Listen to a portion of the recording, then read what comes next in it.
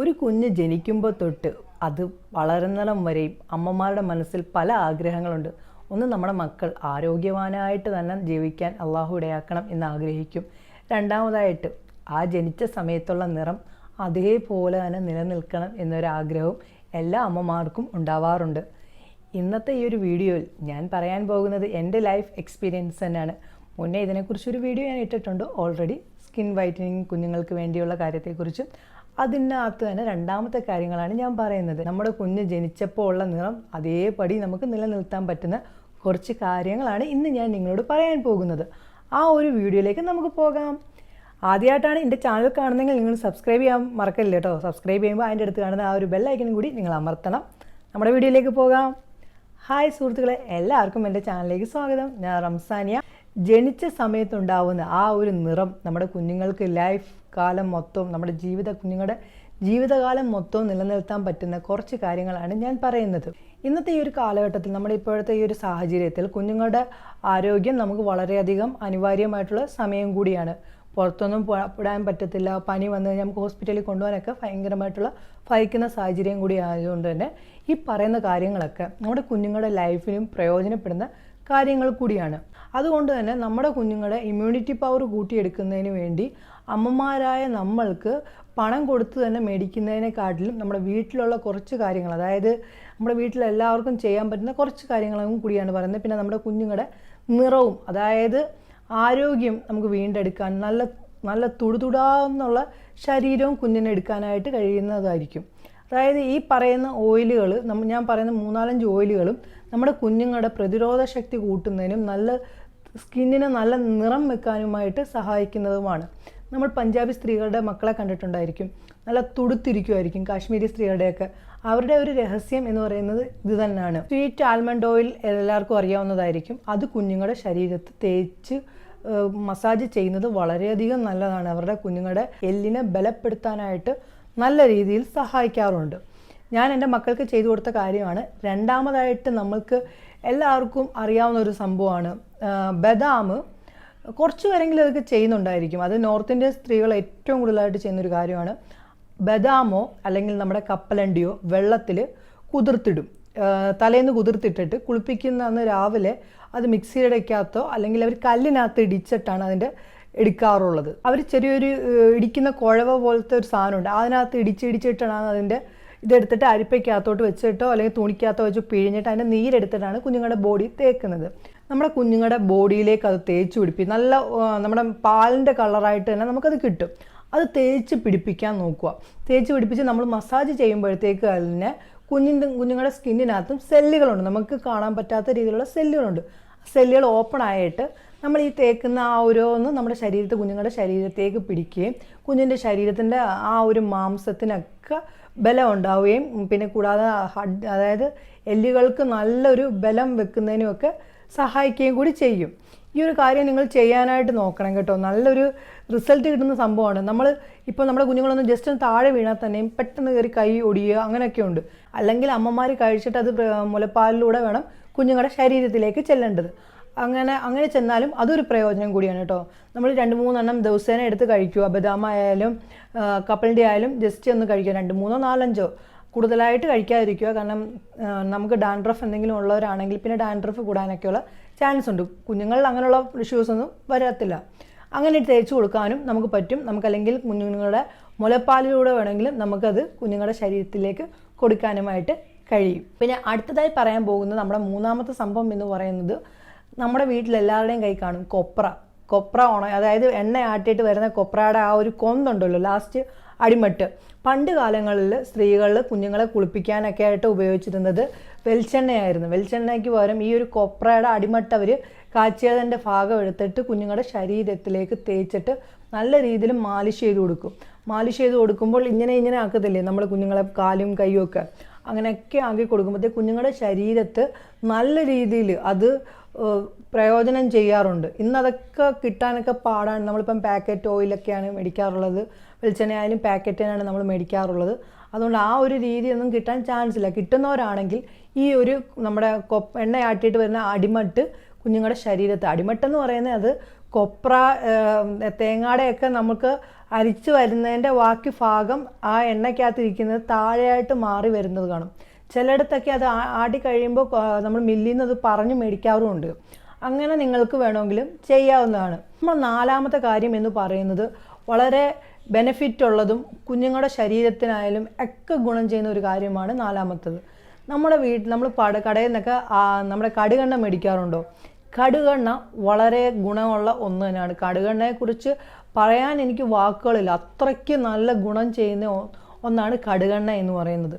കടുകെണ്ണ just ഒന്ന് ചൂടാക്കിയതിന് ശേഷം അതിലേക്ക് നമുക്ക് ഇച്ചിരി കസ്തൂരി മഞ്ഞളോ സാധാരണ മഞ്ഞൾപ്പൊടിയോ, ഇപ്പോൾ കസ്തൂരി മഞ്ഞൾ കിട്ടിയില്ല എങ്കിൽ നിങ്ങൾ കസ്തൂരി മഞ്ഞളുടെ ഈ എന്താണ് പറയുന്നത് കിഴങ്ങ് കിട്ടുമല്ലോ, അത് ജസ്റ്റ് ഒന്ന് പേസ്റ്റ് ആക്കിയിട്ട് ഇതിനകത്ത് മിക്സ് ചെയ്തിട്ട് കുഞ്ഞിൻ്റെ ശരീരത്തിൽ തേച്ച് കൊടുക്കുകയാണെങ്കിലും ത്വക്കിന് നല്ല നിറം വെക്കാനായിട്ട് സഹായിക്കുന്ന ഒന്ന് തന്നെയാണ്. അത് നിങ്ങൾക്ക് വളരെ എളുപ്പമാണ്. നമ്മുടെ നാട്ടിൽ പറമ്പിലൊക്കെ കിട്ടാറുണ്ട് ഈ കസ്തൂരി മഞ്ഞളുടെ കിഴങ്ങൊക്കെ. അത് പേസ്റ്റാക്കി നമ്മൾ ഫ്രിഡ്ജിൽ സൂക്ഷിച്ചിട്ട് കുളിപ്പിക്കുന്നതിന് മുന്നേ ആയിട്ട് ഒരു അരമണിക്കൂർ മുമ്പായിട്ട് ഒരു സ്പൂൺ എടുത്ത് പുറത്ത് വെച്ചിട്ട് എണ്ണ ചൂടാകുമ്പോൾ അതിലേക്ക് ഇട്ട് കൊടുത്ത് ജസ്റ്റ് ഒന്ന് ഇളക്കിയിട്ട് എണ്ണ നോർമൽ ഒരു ഇതാകുമ്പോഴത്തേക്ക്, അതായത് നമുക്ക് കൈ തൊട്ടാൽ പൊള്ളാത്ത രീതി, നോർമൽ ഒരു ചൂടുണ്ടല്ലോ ആ രീതി തന്നെ വേണം നമ്മുടെ കുഞ്ഞുങ്ങളുടെ ബോഡിയിലേക്ക് തേച്ച് മാലിഷ് ചെയ്ത് ഓടിപ്പിക്കാൻ. മാലിഷ് ചെയ്യുന്നതും തോറും സ്കിന്നിൻ്റെ സെല്ലുകൾ ഓപ്പൺ ആയിട്ട് അത് കുഞ്ഞിൻ്റെ ശരീരത്തിലേക്ക് ഇറങ്ങി ചെല്ലുകയും കുഞ്ഞിൻ്റെ ത്വക്കിനകത്തുണ്ടാകുന്ന പല രോഗങ്ങളെയും മാറ്റാനായിട്ട് സഹായിക്കുകയും കൂടി ചെയ്യും.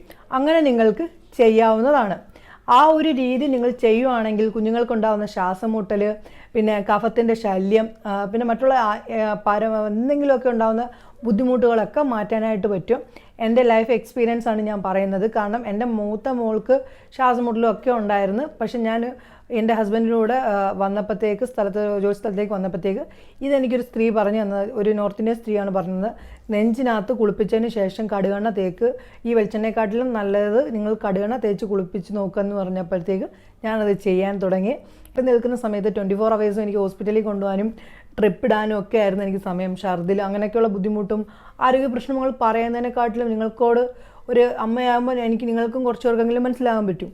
പല രീതിയിലും ആരോഗ്യ പ്രശ്നങ്ങൾ, ഓറഞ്ച് കൊടുക്കാൻ പറ്റുന്നില്ല, മുന്തിരി, അങ്ങനെയൊക്കെയുള്ള ഇപ്പോഴും ഞാനത് കർക്കശമായിട്ട് കൊണ്ടുവന്നുകൊണ്ടായിരിക്കും മറ്റുള്ള രീതിയിലുള്ള പ്രശ്നങ്ങളൊന്നുമില്ല. അങ്ങനെ ആ ഒരു ഹീറ്റ് ആവുന്നതിനായിട്ട് ബോഡിയെ സഹായിക്കുന്നതുകൊണ്ടായിരിക്കും ആരോഗ്യ പ്രശ്നങ്ങളൊന്നും വരാതിരിക്കുന്നത്.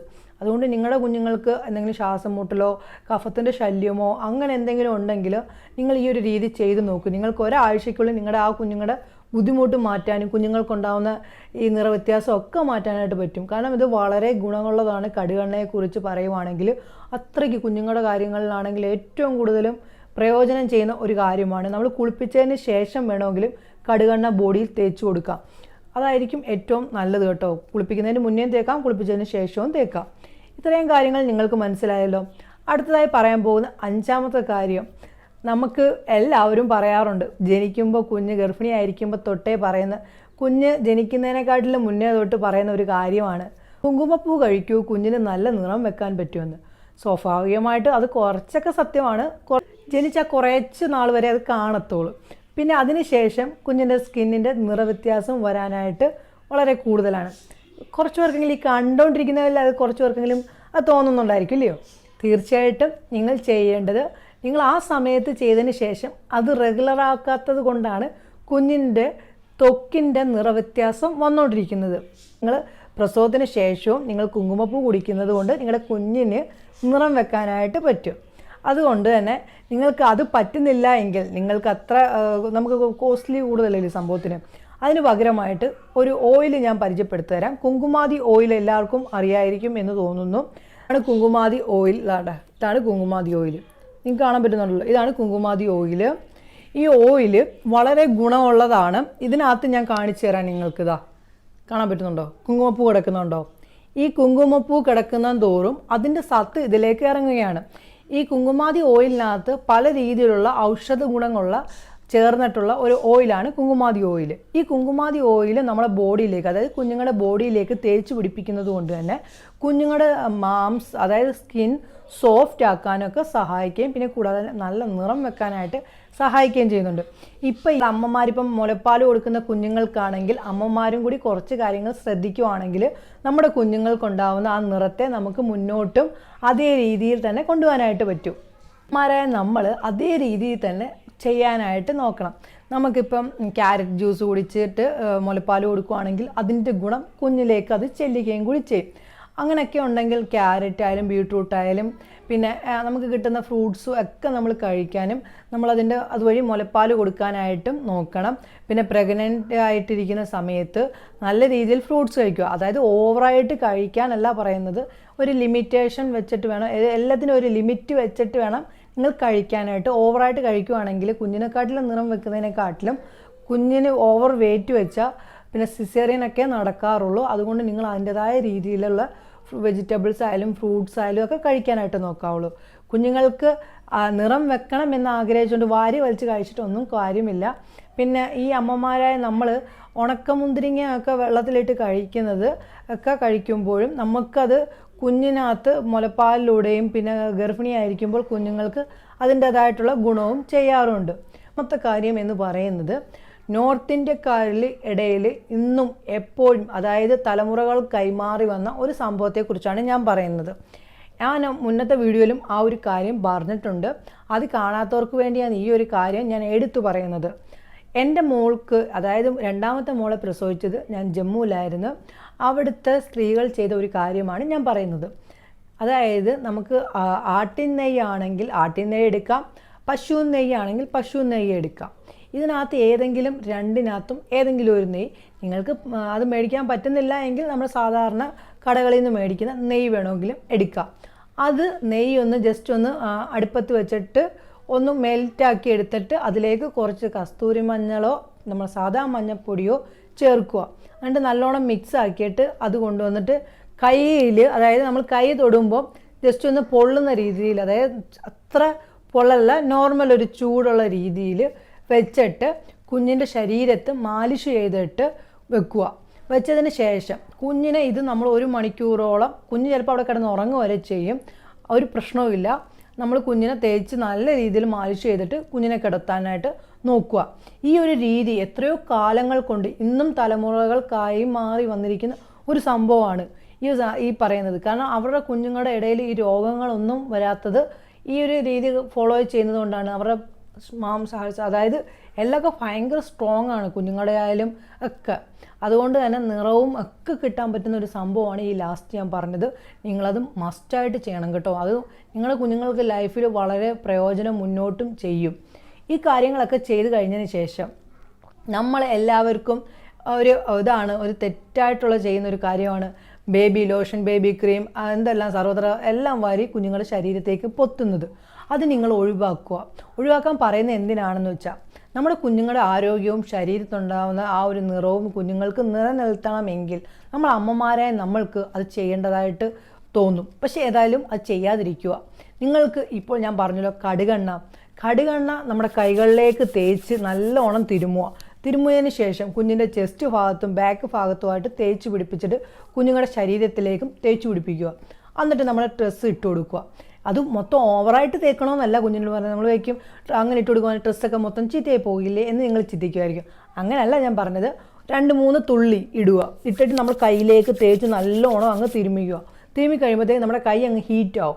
ഹീറ്റായതിനു ശേഷം കുഞ്ഞിൻ്റെ ശരീരത്തിലേക്ക് അത് മാലിഷ് ചെയ്ത് പിടിപ്പിക്കുക. പിടിപ്പിച്ചതിന് ശേഷം നമ്മൾ ഇട്ട് കൊടുക്കുന്ന ഡ്രസ്സ് നമുക്ക് കണ്ടിന്യൂസ് ആയിട്ട് കുഞ്ഞിനെ അതുപോലെ ചെയ്തിട്ട് ഇട്ട് കൊടുക്കാവുന്നതാണ്.